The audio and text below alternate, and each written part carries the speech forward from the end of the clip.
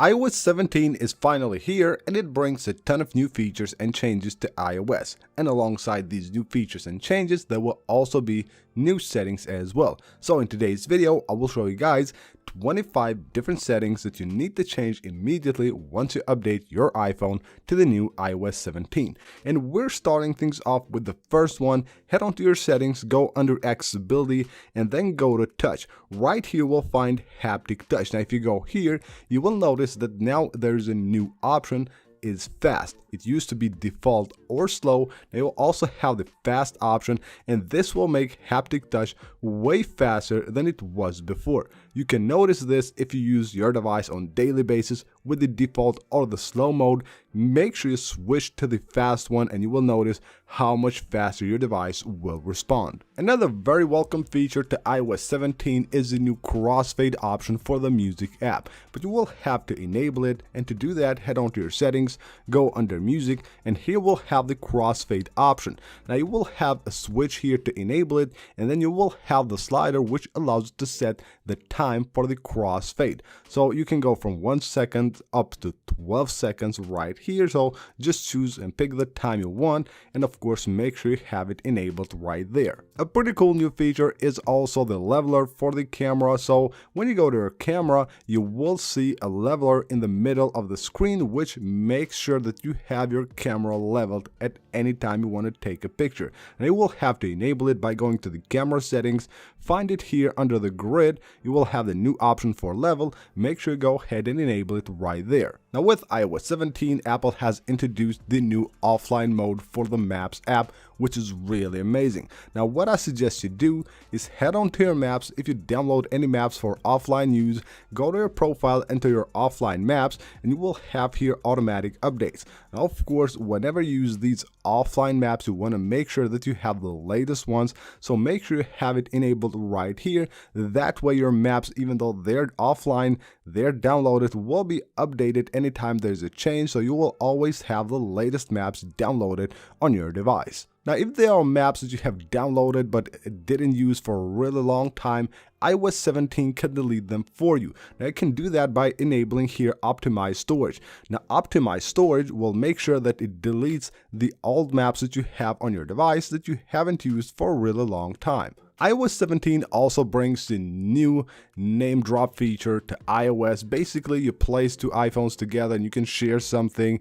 You can share a contact, or you can even use it for when just wanting to share something with AirDrop. Now go to your settings, go to general right here, and you will find AirDrop, and then you will have here start sharing by bringing devices together.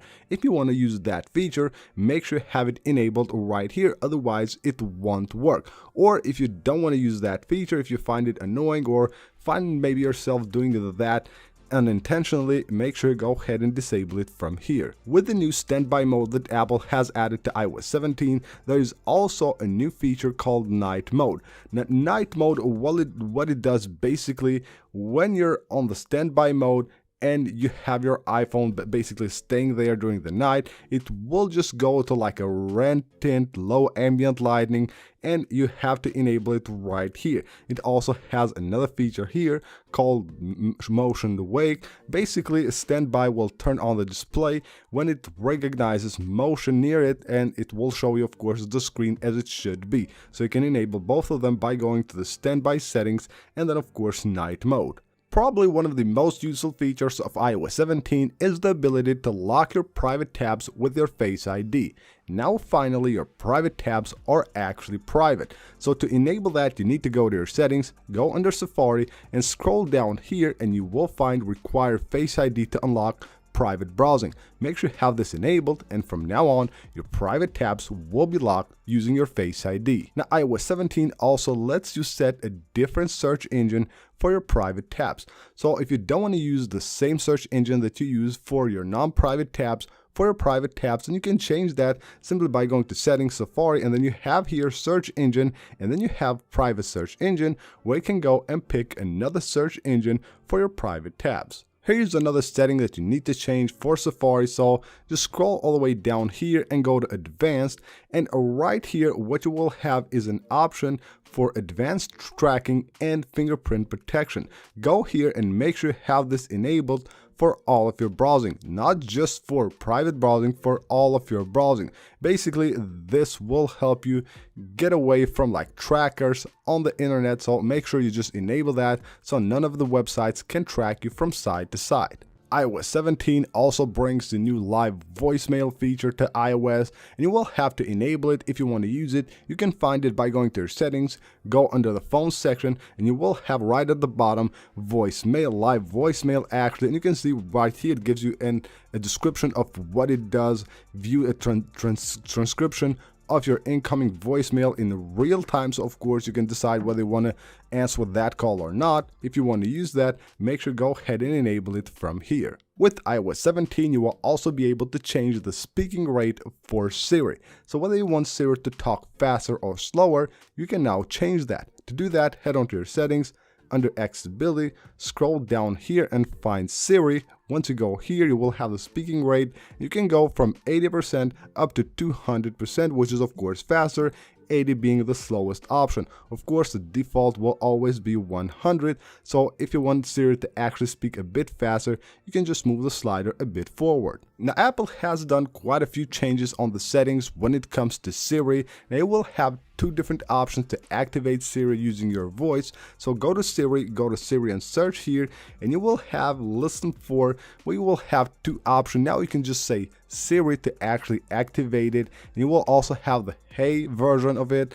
Now, whether you want to use the Hey version or the Siri version, you can use both of them at the same time, but you cannot use only Siri if you want to. So you will have Siri or Hey, and then you will have Hey, and then of course there it goes off, and you will have the off option as well. So if you want to use just a Siri command, you can enable it from here. iOS 17 will also allow you to use Siri when locked. Now, if you want to keep actually your iPhone on the standby mode for a long time, if you plan on doing that, then you might want to enable this feature, which actually lets you use Siri even when you're not close to your iPhone and your iPhone is locked. To do that, just make sure you go under Siri and search under settings, and you will have here allow Siri when locked. Make sure you have it enabled right here. With iOS 17, you can also use Siri to hang up a call, which is really cool. So if you're on a call, you have your iPhone maybe laying down somewhere on a table or somewhere, you don't want to reach for it to actually hang up a call, you can enable that option by going to settings, Siri and search, and then here we'll have call hang up. Go here and make sure you enable that, and then all you have to say is hey, and then hang up the call, and you're good to go. Now here we have another new setting that Apple has actually added with the RC version of iOS 17. Go under sound and haptics, and then you will have haptics here, and you will have a few different options now. So you will have the option to always play haptics, then you can play in silent mode only, so when the ringer is off, you can go ahead and just play the vibrations, and then you can choose to do not play in silent mode, or if you want to completely remove the haptics from your device, just choose never play. Moving on to the focus modes, now you will have a new option here for focus. When you go to one of your focus modes and you go to add a filter, now you can add a filter for your mail. Now you can choose here whichever one of your accounts you want to use for this particular focus mode. You select it here, and now you will be able to add that to that focus mode. Another setting I suggest you change once you update to iOS 17 is the apps that you get on your iMessage app. Now on iMessage, you will get a ton of apps there, of course, that support the iMessage app, but you can disable those by going to settings and then going to iMessage. You will find here messages apps, and you will be able to actually disable any one of them you want directly from here. You will have the switches to just disable any like different app that you need to. If you have an Apple Watch, you need to enable this setting on your device running iOS 17. Go to settings and then go to control center, and you will have now a new option here to add a new toggle for the control center. That toggle allows you to ping your watch. So there it is, ping my watch. You add it of course to the control center. Anytime you need to find your watch, you can ping it from the control center of your iOS 17 device. Here's a setting that I suggest you turn off, even though it's pretty useful. Now, if you give your iPhone to your kids or someone that is way younger, I suggest you keep it on. But if you just use it for yourself, you should just be aware, because this actually is quite annoying. It is called like screen distance. You can find it right here under screen time. Screen distance will basically just block the screen of your iPhone if you have it very close to your eyes. I found it actually pretty annoying having it on. It just comes up a lot of times and it just makes it very annoying using your device, especially on a darker environment. So again, if you just use it for yourself, make sure you turn this setting off. Next up is a setting that I suggest you turn on immediately. You go to your settings, screen time, and then you will have here communication safety. You will have an explanation here, so sensitive photos and videos, communication safety, enable it right here. You can see all the details what this is about right here underneath the toggle. Just make sure you have it turned on.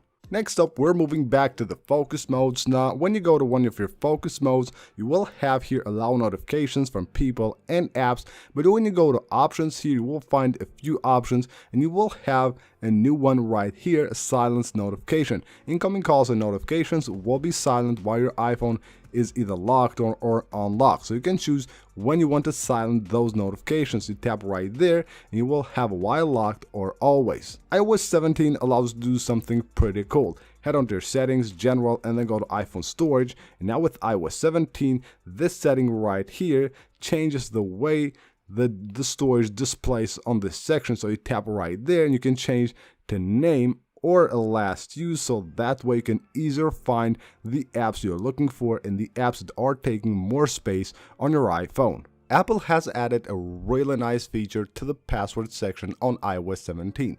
When you go to the password options, you will see here clean up automatically. Make sure you have this enabled. Now what this does is that it deletes the codes that you get via iMessage, and now with iOS 17 even the mail app. So you know when you have to verify something, you receive a code, then it shows up on the keyboard, you enter it. Once you enter it, once you use it once, it will automatically delete it from your device. Here's another setting that you can find by going under accessibility and then motion. You will find here play animated images, autoplay animated images.